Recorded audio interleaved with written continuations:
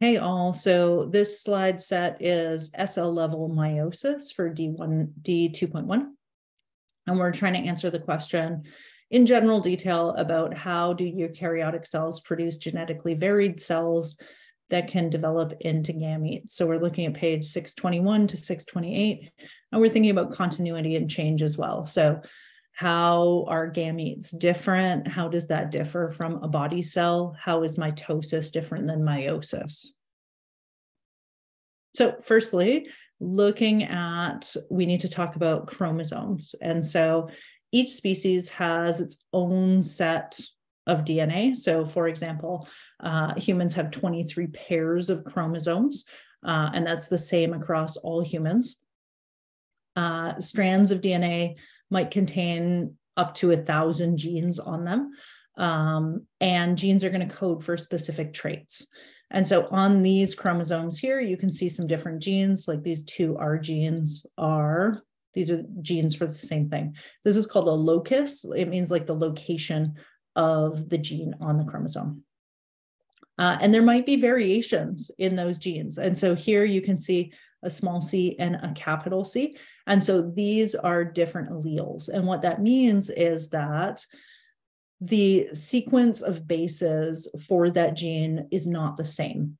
And it could only be different by one base. But if that one base is different, then that would be an allele of a gene. So different variations of a gene.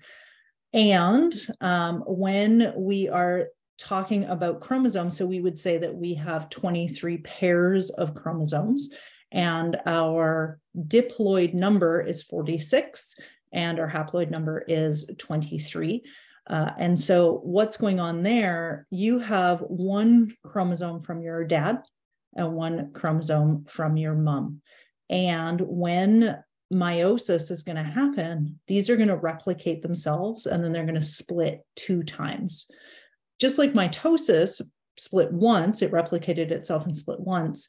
For meiosis, it's going to replicate itself and split twice. And so you always see those little X's. And what's happened there is the father chromosome has replicated itself and the mother chromosome has replicated itself. So they're both X's now, and they line up with each other. So dad's chromosomes, dad's genetics, his genes and his alleles are not identical to mom's.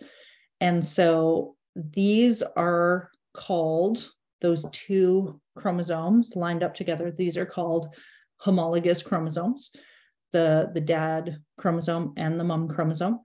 And they can swap genetics a little bit in here, and that will lead to variation in the gametes.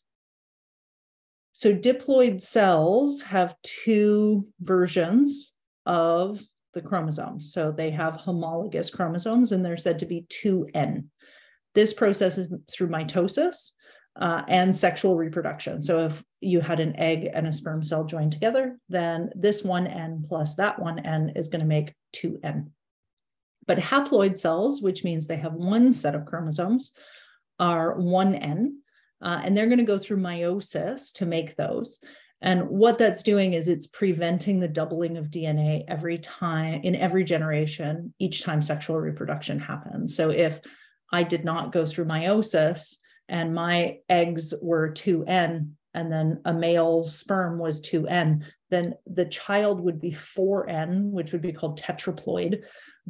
And that does work in some plants, but only up to an extent, because you can imagine the nucleus gets full of DNA and then it's really hard to separate properly. And so in most multicellular eukaryotic, especially mammals and animals, that won't be possible. So meiosis is necessary in order to make gametes that are 1N. And that is the purpose of meiosis. So DNA is going to copy itself, as I mentioned, and I'm trying to put my head somewhere that it's not going to be obtrusive. It's going to be similar to mitosis at the start, and then it's going to divide in 2. So it says here that it's 4N. That's not totally accurate.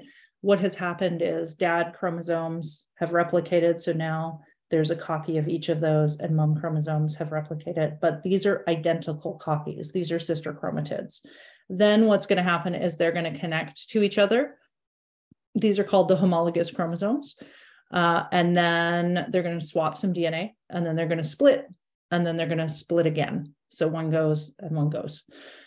So it's essentially like going through 2 rounds of mitosis, but just with a little bit of magic inside so that we can get more variation into the gametes.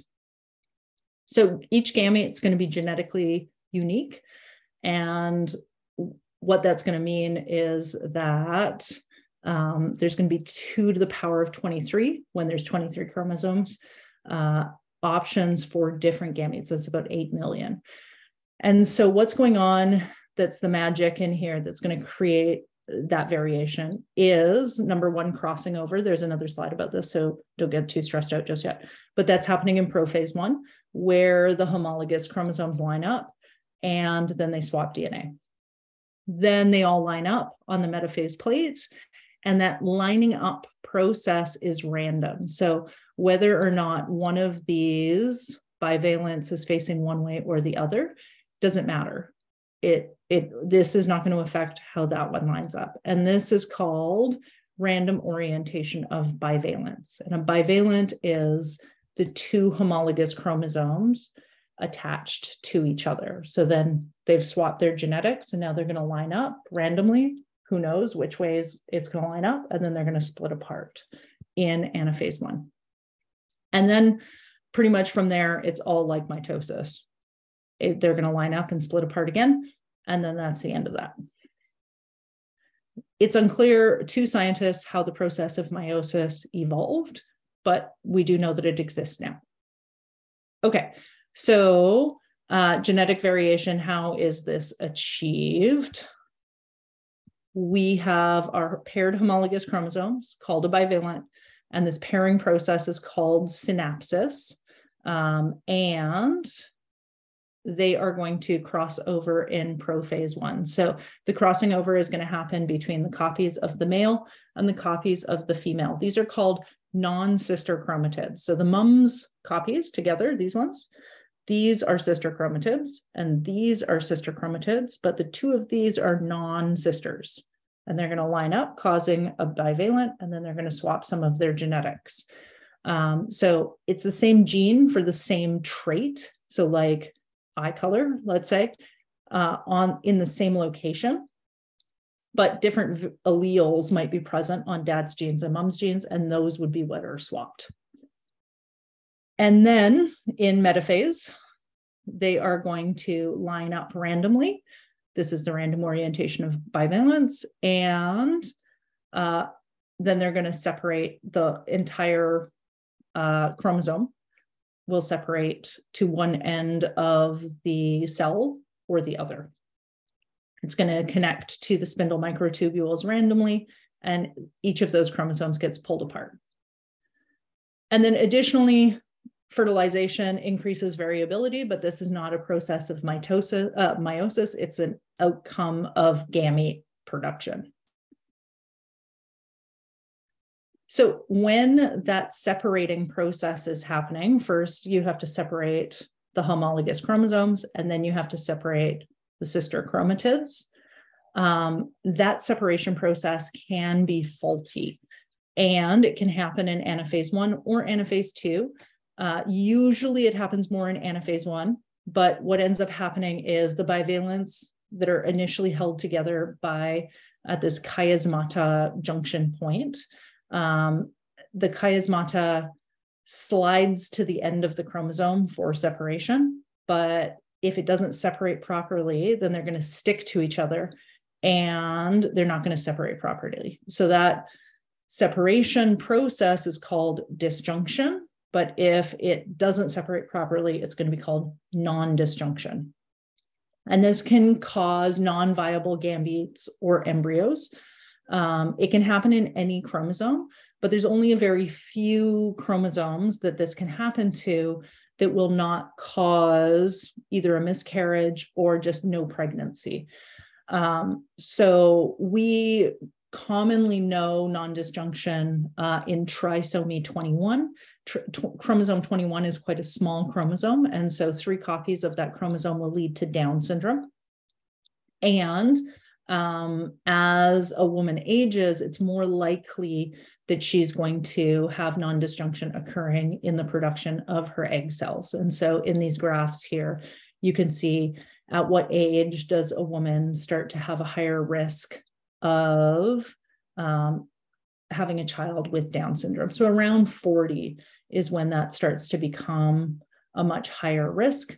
But you can still see here that down at, let's say, 38 or 36, it's still less than 1% of children would be born with Down syndrome or have the risk of Down syndrome.